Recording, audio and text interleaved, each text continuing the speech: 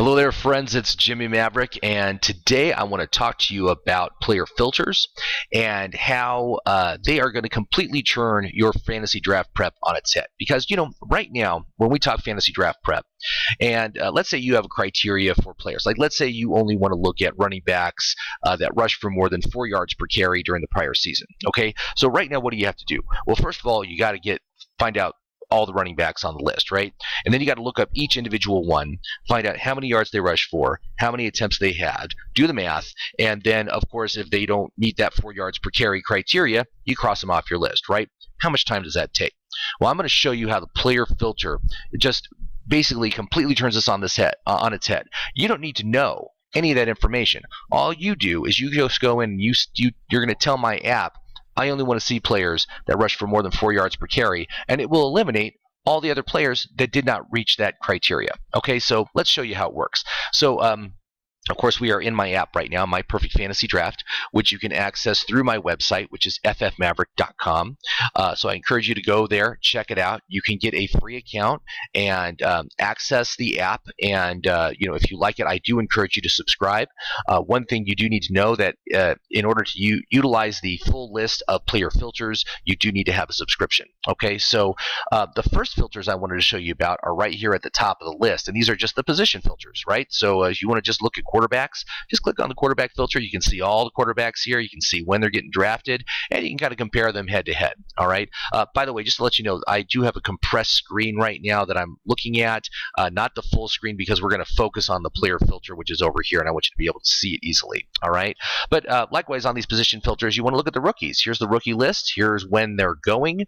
Here is their outlook ranking. So it's very easy to look at all these different positions and make determinations as to which ones you like at each point of the draft. All right, but what we're really going to do is we're going to focus over here on the player filter list. So if you click on this button, it opens up a whole bunch of filters, and you can see that some of these filters are team based, some are position based, and some are individual based. But let's just go and look at running back yards per carry. Here we go, running back rushing yards per carry. All right, so we're going to go ahead and we're going to engage this filter. Now you can see it defaults to eliminating any player that had less than 4 yards per carry on the entire list. But all these subfilters are set up to allow you to craft this to more specific to what your needs are. Like, let's say 4 yards per carry is a little bit too restricted for you. So let's say you want to do 3.8. So you can just set 3.8, and you can see it modifies the list. It'll bring the players back in that it had filtered out at 4 that meet this criteria.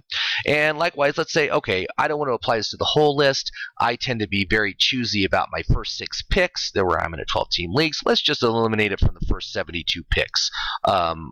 Any running back with a top 72 ADP with rushing yards per carry of less than 3.8 is eliminated off the list. That's basically how it works. This allows you to craft exactly what you want, exactly your criteria for the players.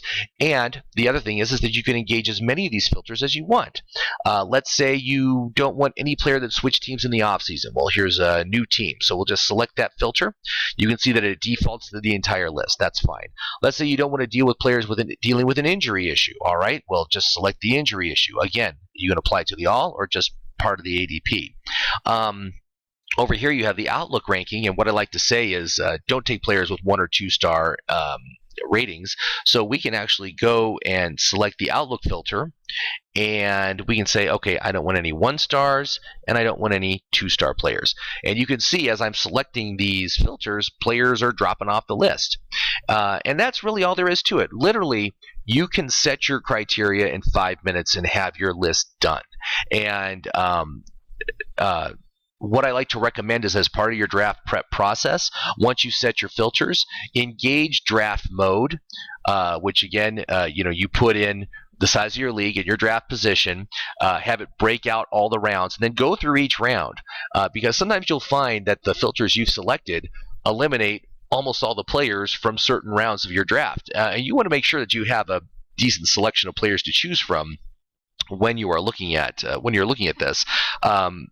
And again, if you're a little bit intimidated by using all these different filters, you can always just select Jimmy's recommended filters, and I'll take out the highest risk players in my opinion, from the list. But it still will provide you with a nice variety of players throughout the entire draft. Okay, but that's basically how it works. So I encourage you to go subscribe, check it out.